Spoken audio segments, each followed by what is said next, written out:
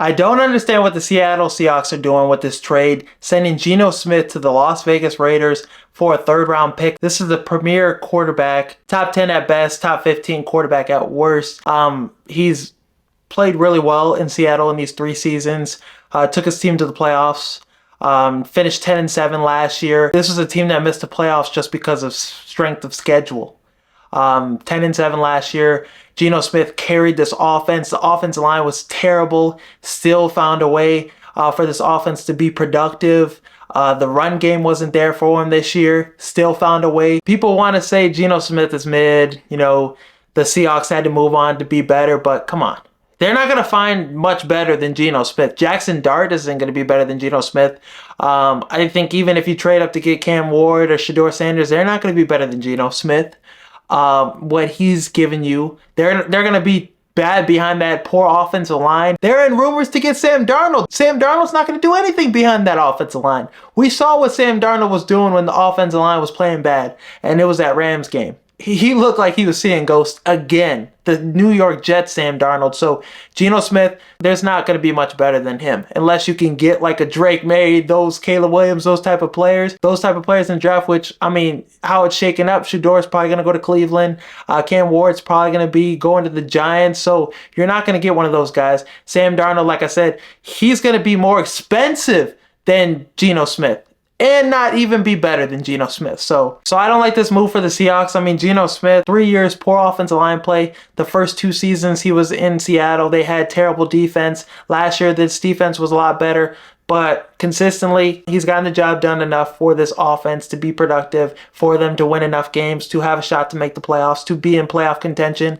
He's done more than enough with what he had. 2-time Pro Bowler, 9th best quarterback according to PFF this season. Maybe the most accurate quarterback in the NFL. This season, he threw a catchable ball to his receivers 86% of the time. Highest in the NFL the last 3 seasons. He's a franchise quarterback. I don't care that he's 34 years old, and the Raiders are going to realize that. As soon as he gets down in Las Vegas, they're going to give him an extension. They're going to give him the money he deserves.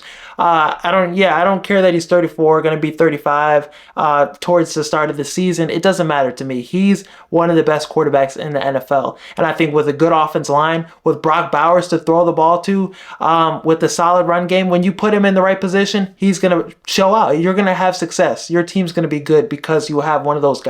I mean, Seattle, this offense not being productive, this offense struggling was all on the offensive line and the coaching staff. The times Geno Smith got sacked this season, according to PFF, 88% of the time it was on the offensive line. That's the highest in the NFL. He has elite pocket presence. He has an underrated scrambling ability. So Geno Smith is one of those guys. Geno Smith is one of those ones, and it's unfortunate that Seattle's trading him away and fucking up a good thing that they had. Now the Raiders, they have a quarterback now, and this is exciting times. Pete Carroll, the guy that gave Geno Smith a shot, the guy that believed in Geno Smith, he's going to be able to get an opportunity to work with him again. And Spytek, Carroll, Tom Brady, it seems like they have a clear vision of potentially winning now, putting themselves in position to have 3 to 4 years winning, set the foundation for them to build a winning culture for the next head coach to inherit and potentially for the next quarterback after Geno. This AFC West is going to be a gauntlet. It's going to be one of the best divisions in football. You're looking at 4 teams. Now with the Raiders being a little more competent, 4 teams that potentially can have a shot to make the playoffs. Denver, they're going to be really good. Bo Nix, I don't think Bo Nix might be the worst quarterback in this division. Geno Smith now in the picture. I think Geno Smith is better. Geno Smith, Justin Herbert, and Patrick Mahomes, of course. Patrick Mahomes is number 1. Geno Smith is probably 12, 13. Justin Herbert is probably 6. 7, 8 in that range. I really like the Raiders now. Their roster isn't that far off. Defensively, Patrick Graham's going to have that defense playing at a high level. Max Crosby just got a bag, so he's going to be playing at a high level once again. Since 2022, Geno Smith has the 2nd most big-time throws, 94. 6th highest adjustment to completion rate, 77.9%. 8th highest passing grade, 85.3. He leads the NFL with 28 deep pass touchdowns. The Raiders, deep pass touchdowns, throwing the ball deep, They were the third worst, offense in the NFL with that. So, and they had no run game. Pete Carroll's going to come in and change that. He wants to bring that identity that he's always had with his teams, a team that runs the ball well, a team that plays defense. They already have the defense part. They're going to add some pieces to this defense too, but really having Patrick Graham in the mix, Christian Wilkins, Max Crosby, defensive line is pretty nice. They're going to be even better with, guys back from injuries. Geno Smith is one of the best quarterbacks at throwing the ball deep and intermediate throws.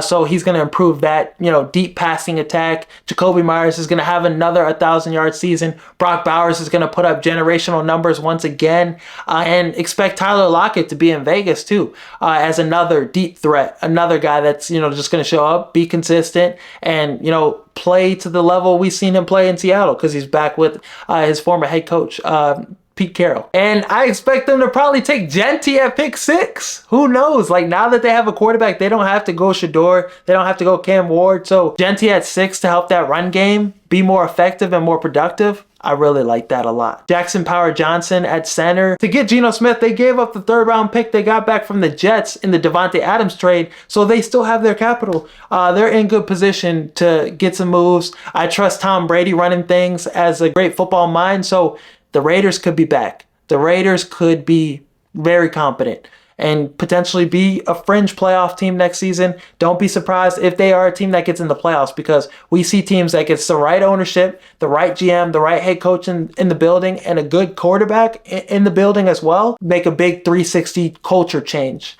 So don't be surprised if the Raiders are that team this season. Some people thought the NFC North was going to be the worst division in football this season. They thought it was going to be as bad as the NFC South.